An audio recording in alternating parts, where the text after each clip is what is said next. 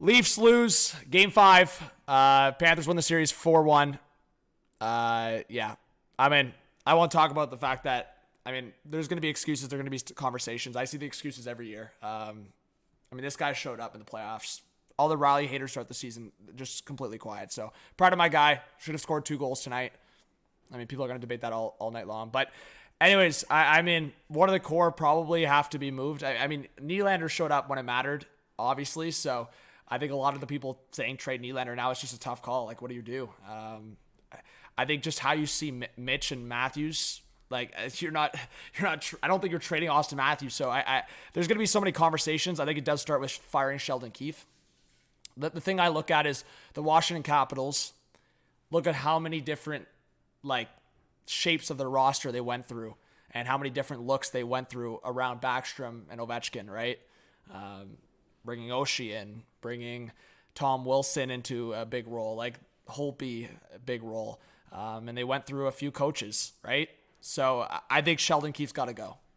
I don't know if Dubas stays. Obviously Dubas, to me, has made a lot of great moves for this team and was aggressive at the deadline without mortgaging the future in a big way. I think the guys he acquired, I really want to see back on this team. Ryan O'Reilly, I want to see back on this team. Luke Shen, I want to see back on this team. Noel Acciari, I want to see back on this team. I can tell you right now, and I said this on the live stream, Morgan Rielly, Ryan O'Reilly, Noel Acciari, Luke Shen. If you don't have these 4 guys on this roster, you're getting swept by Tampa round 1. And I am standing by that. 3 of those guys Dubas acquired before the deadline. So if you eliminate those 3 guys from this roster, even with just Morgan Rielly, Morgan Rielly scored the huge tying goal and a game-winning goal in the Tampa series.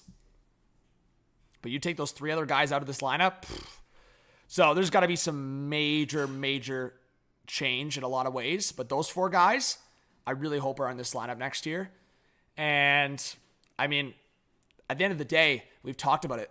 What is it? $44 million basically.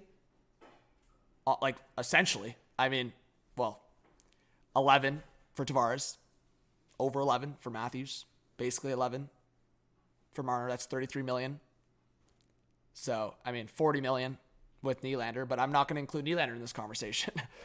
So $33 million for 3 guys that really just didn't pull their weight in the second round at all. Marner scored the 1 goal from the point, and what? He's the hero all of a sudden. It's just I'll give Marner some of the passion points but to me, Sheldon Keefe's got to go. There was too many decisions. There's again, I'm not gonna declare this loss on depth guys. Kerfoot and Hall, you just let walk and you move on from those 2 pieces. If you're Kyle Dubas and there's any chance of you staying and you're Kyle Dubas, you label those 2 as a mistake. Just soak the mistake.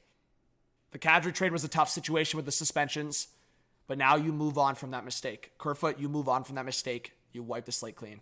Justin Hall should have never played big minutes. The mistakes were clear. You move on from that piece. You signed Connor Timmins for a reason to be your bottom pair guy. And you go out in the offseason and you get a legit 4th guy in the top 4. Jake McCabe is not a top 4 defenseman. I said that when I made the video, and you had many Leaf fans getting at me saying Jake McCabe was a top 4 or even a top... I can't even believe some people were trying to argue a top pair with Rielly. That would have been crazy.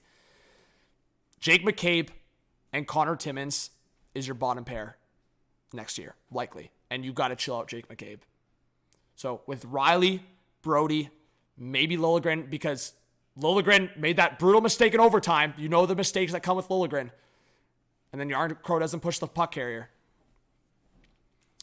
So Morgan quieted the haters. The guy showed up when it mattered, battling his knee injury, pacing himself through the season. We talk about load management, all these things. Great. Marner had a great season. Great. What matters is the frickin' playoffs. And I had piss poor fans getting at me and getting at Morgan Rielly for season performances when this guy showed up in a huge way in the playoffs. Huge. Absolutely huge. Morgan Rielly, 12 points in 11 games, 4 goals. Mitch Marner had 3. So, I don't know what to say, man. I mean, I know what to say, but there's certain conversations I've had in the past where I've gotten ripped by fellow fans. And, yeah, I mean, we know how it goes. So, yeah, I mean, I think there's an angle where you bring back Dubas because of the drafting, because of certain aspects. But to me, there's no chance you bring back Sheldon Keefe. There's no chance. So if Dubas and Keefe are a package deal, then I guess you got to say bye to both. But there's just no chance that you keep Sheldon Keefe past this. And I think there's got to be a couple major trades. And as I said, O'Reilly, Achari, Shen, Riley. To me, those are key guys to have on this team in terms of the passion, in terms of guys that show up in the playoffs. I think that's pretty clear. So, yeah, I'll leave it at that for now. I'll make some more videos and steps to move forward, but I just wanted to kind of recap with that. Also, just added into the video, Joseph Wall, I mean, major respect. Guy will be a key part of this team moving forward. Guy should have never been put in this situation, but unfortunately, the team was looking for a momentum shift, and I mean, Joseph Wall showed really well. I mean, you can't blame any of this on Joseph Wall. I mean, the game could have been over way sooner in overtime. Obviously, Bobrovsky put on a show in many of these games, but you can't use that as an excuse. Joseph Wall literally just had his first playoff start, and guy looked as experienced as anyone. So, yeah, I mean, you got to protect Joseph Wall at all costs. Guy's got to be a part of this future, and I mean, hey, as I said, get a shift there in the core.